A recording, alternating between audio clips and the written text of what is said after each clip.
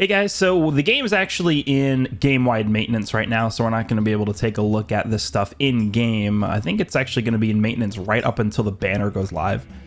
So we're going to take a look at the details for the new characters on the website here, the dblegends.net website.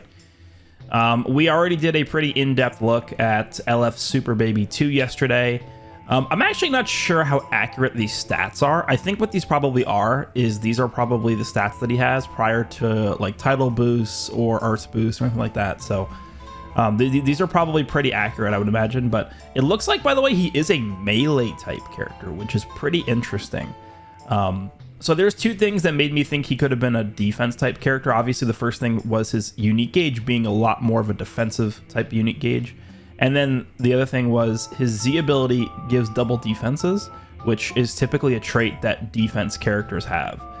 So it's a little bit interesting that he's a melee type. I mean, I guess he does have blast armor on the strike card. So that is not really something that I expected. And I think the only reason why I say that is because a lot of his teams are blast oriented. This guy was said to be pretty good to be ran with Super 17. And of course, Super 17 is ridiculously blast based. So it looks like they're gonna want to start, I guess promoting like a strike and blast based team for GT. You can kind of go either way, which is fine. But anyway, main offense with strike attack is 259, blast is 237, defense we have 179 for strike, 174 for blast. Yeah, obviously defenses are looking decent. Offenses are looking okay. I think for LFs these days, we're looking for above 260 to main offense. So we're kind of hovering around that mark right there. But I wouldn't really call these stats anything too insane, to be honest.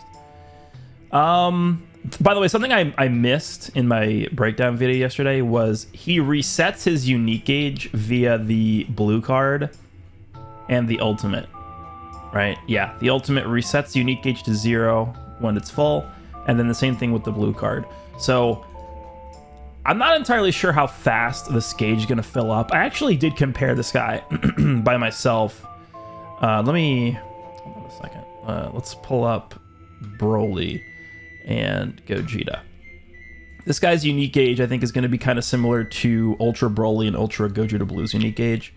But if we want to compare the wording directly here, Ultra Gogeta Blue's unique gauge is charge his own unique gauge every time when hit with an enemy's arts attack while this character's in the battlefield.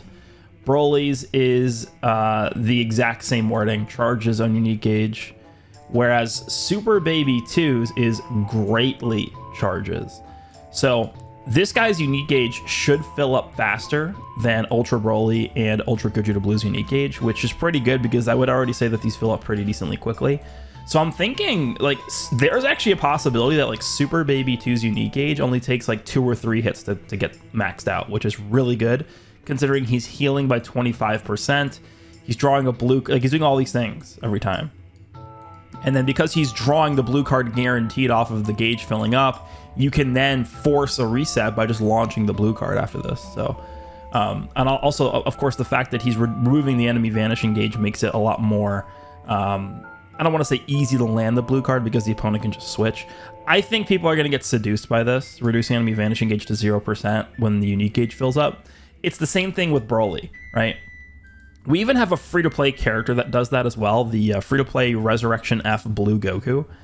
I think it's when he cover changes, he removes the enemy vanishing gauge. Whenever you don't have complete control over removing the enemy vanishing gauge, it's not nearly as powerful. So if we compare this vanish removal mechanic to the vanish removal mechanic of like Ultra Vegito Blue or Beast Gohan, for example, or even just like the tag 17 and 18 character, the 18 side, her green card removes enemy vanishing gauge. That, like, those are vanish removal mechanics where you have dictation over when they activate, and that's what makes them powerful because it can catch your opponent off guard. There's a lot of instances where you can remove their vanish where there's actually just no counterplay at all, right? Like if you tackle somebody and then you just like transform with Beast Gohan and they counter your tackle with the strike card, like you actually just get a free combo on them from that. Whereas with this mechanic, this is more so going to be dictated by your opponent because your opponent can determine when they activate your gauge. They can switch out before you have a chance to counterattack them without having their vanish up. So I'm not entirely sure this is going to be super impactful, but at the very least, if you force the opponent to switch, it could have some kind of impact. And then again, you do draw the blue card, you're healing, you're killing cards, you're killing key, sealing main ability. So like all these things I think are going to be pretty good, considering how easy it seems to be to fill up the unique gauge. But again, what I mentioned in the video yesterday about this character, I think the way they want you to use him is, so he's going to gain cover null for 5 counts when he uses a striker blast card for the first time. So it's literally just Ultra Janemba's mechanic, cover null mechanic. He's getting damage and he's getting critical rate for very, very short periods of time whenever he uses cards. I think what they want you to do is they want you to switch in. He's going to draw a card. He's going to get extra damage. And they want you to just go right away as fast as possible. They want you to use like 2 or 3 cards in a row, chain them together, increase your damage, increase your critical rate while cover null is active. And then what's going to happen is your opponent, in most cases, is going to switch. And then the following effects occur when enemy switches characters while this character's in the battlefield. You're going to get key back. You're going to basically refill your hand up. You're going to get extra damage, and you're going to give debuffs to the whole enemy team. And then what they want you to do is they probably want you to go to Super 17 here to make use of these new cards, fill up his unique gauge, and continue the combo moving forward. So I think that's the combo they're looking at with this character's design. But overall, this guy does seem like a pretty good character. I don't really think it's going to be very easy to judge how well this guy's going to do until we actually get a chance to use him, because he does have that defensive style unique gauge, which it's not like Super 17 where we can look at Super 17's details and be like, okay, yeah, he's broken, right? I don't know if we can say this guy's broken yet. It's possible he is, but we have to use him first to determine that. Okay, now we have this green Trunks. They called him Trunks Parasitism. Is that what you say this? Parasitism? It's a little bit of a weird naming convention there for this Trunks, but sure. It looks like he is a range type, which definitely I think fits more so in line with what GT wants to do right now. Stat-wise, his strike attack is insanely low, 223. Blast is 262, which is good. 167 and 169. Those defenses are pretty low. Health is pretty low as well. Yeah, defensively, this guy might be struggling a little bit just because these defenses, like, these are defenses from like 2022. Like, these are not 2024 defense stats. Okay, and then of course Hybrid Saiyan, regen, powerful opponent. Again, I'll make the same comment about Trunks that I'm gonna make about, or that I did make about Super Baby 2, is that I do think these guys should be on Vegeta Clan. Like, I don't really see the argument for why they shouldn't be on Vegeta Clan. It's like, this is still Vegeta. This is still Trunks. Majin Vegeta is still Vegeta. Majin Vegeta is on Vegeta Clan. And then people make the comment like, oh, well, if that's the case, then Goku Black should be on Sun Family, and Goku Ginyu should be on Sun Family. And my answer is, yeah, they should be on there. There's no reason why they should not be. Just because, like, I don't know, someone doesn't fulfill a certain condition, they're still physically a member of the family, right? I mean, it doesn't, I don't know. That's my logic there. I don't think, he's on regen, which is interesting. Hybrid Saiyan. Like, if he's on Hybrid Saiyans, shouldn't he also be on Vegeta Clan? Isn't that the same thing? Right? I mean, Baby's possessing Trunks. Baby himself is not a Hybrid Saiyan. But Trunks is a Hybrid Saiyan. Trunks is also Vegeta Clan. So therefore Trunks, this Trunks Baby character should be on Vegeta Clan. Super Baby 2 is not regen. Like, Vegeta is a Saiyan. Baby is not a Saiyan. So shouldn't this guy also be on Vegeta Clan? Right? Because his tags are taking traits from the Baby side and the Vegeta side. Baby is on regen, but Vegeta is not on regen. But he still has the regen tag. Vegeta is a Saiyan, but Baby's not a Saiyan, but he's still on the Saiyan tag. So then shouldn't he also be on Vegeta Clan? Because that's a trait that Vegeta has. Again, it's a little weird. I don't know why they didn't put these guys on Vegeta Clan. But Hybrid Saiyan, regen, GT, powerful opponent. These guys, I mean, this guy still has a lot of teams too. It's because they, for some reason, give these guys like the Baby tags as well, regen and powerful opponent. Powerful opponent is a little interesting for, I don't really, I guess because it's technically Baby himself. I don't know. All right, let's see what he's doing. This is the Saiyan power I desire. Randomly destroys one of your own cards and draws an opponent's card. Buster Cannon combo. Randomly draws up most tuner cards from 3 Okay, so he's gonna fill his hand up here. Destroys own health by 20 destroys own health. Restores own health by 20% and key by 50. This is fine. Plus 5 sub counts. But okay, this is not so okay. It's important that we mention this. Inflicts all enemies with attribute downgrade. Plus 5 sub counts. This is not adding 5 sub counts to the enemy members on standby. This is giving them the attribute downgrade plus 5 to sub counts, which means that if you use the main ability and then the opponent switches out, the character that they just switched from will have 15 counts before they can switch in instead of 10. It doesn't just straight up give 5 sub counts to all enemies. So that is important to note. That's an important distinction here.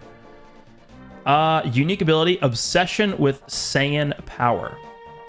20% damage inflicted against tag Saiyan except character baby. Yeah, so I guess if you're using this guy, he's going to be doing 20% more damage to all Saiyans except for this guy, essentially, right? Okay, so he does more extra damage against Saiyans. Don't forget, this baby Vegeta also has this. 30% damage inflicted by allies against Saiyan. So this guy's actually going to be doing, if you have this character together with the new baby, he's going to be doing 50% more damage to Saiyans. That's pretty good. It's a lot. Applies the following effect self when battle starts. 90% damage, 70% reduced damage received. Card draw speed by 1 level. Okay, yeah, this is good. Bulla, hello? This is how you do this, by the way? 60%? Hello? No? It's not 2022 anymore. Following effects occur when this character enters the battlefield. Draws a Blast Arts card next. Draws on key by 20. 90% damage for 15 counts. Minus 5 to Blast Arts cost. Okay, again, Super Vegeta, hello. Like, so far, this guy is checking off a lot of the base things that he needs that a lot of other premium releases have not gotten. Like, Super Vegeta, terrible key issues. This is how you solve those key issues. Bulla can't take a hit, gets destroyed by everything in the game. This is how you at least sort of mitigate that. Don't have 60% here instead of 70. Reduce enemy key by 30. Minus 15% arts strike and blast arts power. Minus 1 arts card draw speed level for 10 counts. Randomly destroys 2 enemy tag Sun family cards. Huh. That's interesting. So, again, his defensive stats are not the greatest, so I don't think he's actually going to be able to tank that well. But against Sun, this is good. We need more of this. Against Sun family enemies, he's reducing their key by 30, destroying 2 cards, and lowering their card draw speed and lowering their power. That's pretty good.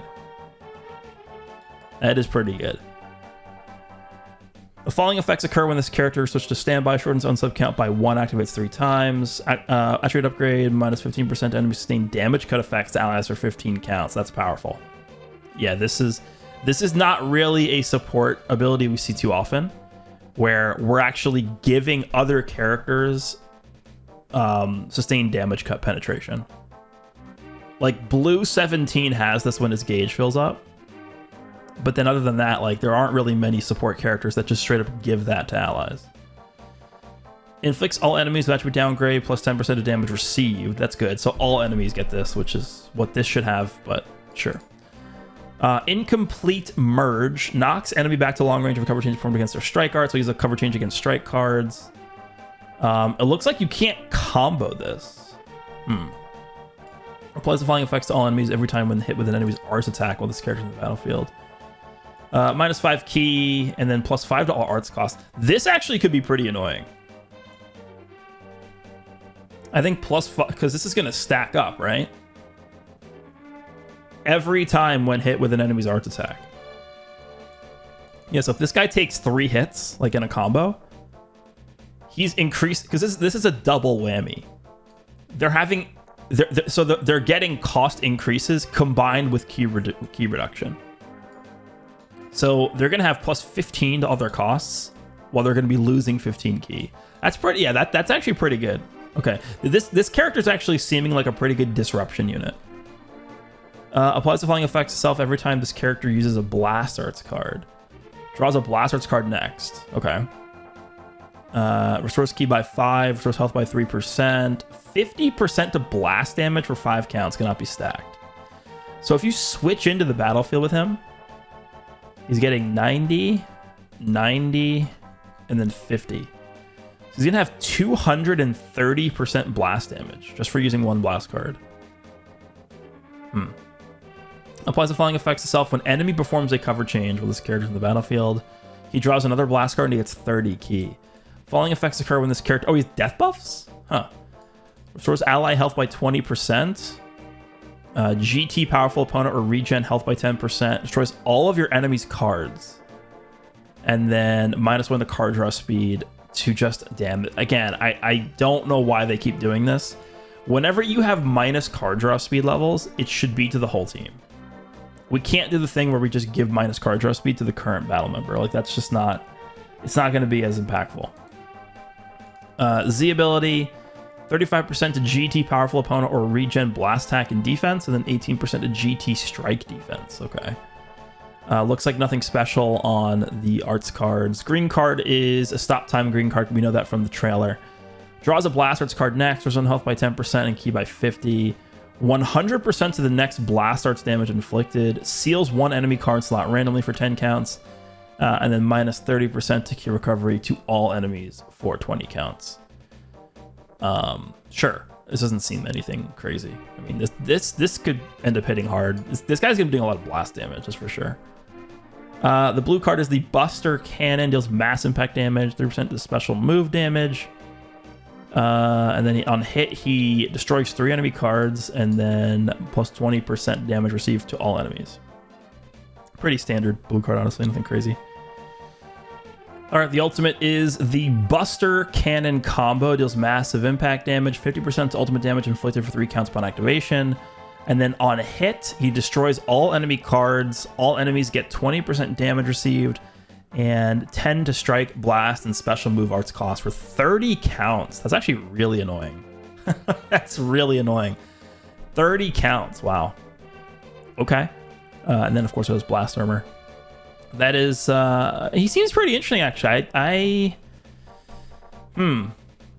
like the fact that he's not just like a beat stick character. Like, he's actually he does have a lot of disrupt, and I really like the fact that he's targeted even more heavily against Sun Family characters, because obviously Sun Family, I think, is the biggest problem right now. Because again, reducing ki by 30, lowering card draw speed, lowering arts power, and destroying 2 cards. And then every time he gets hit, he's then increasing cost and he's reducing enemy ki. Like, this is a very strong disrupt unit. Even though he shouldn't really be able theoretically to take that much punishment just in terms of his actual tanking abilities, because his stats are a little low, I think. I think the play might be to build this guy defensively. Like, actually. I think that might be the... Even though he's getting a lot of damage from blasts, too, but And then he's doing extra damage to Saiyans. Interesting. This guy could be like an actual threat, I think. Okay. I think we have a new awakened equipment, because I think the rush is resetting this week. But other than that, I don't think there's going to be like a new equip or anything like that. I think it's just going to be the awakened equipment. Because co-op is not resetting, we're not getting a new ultra, so there's not going to be a new unique equipment. So I think it's just going to be whatever the awakened equip ends up being here. Let's see. Yeah, this is it right here. Let's pull that up. I just want to make sure there's nothing I'm missing here. Anything?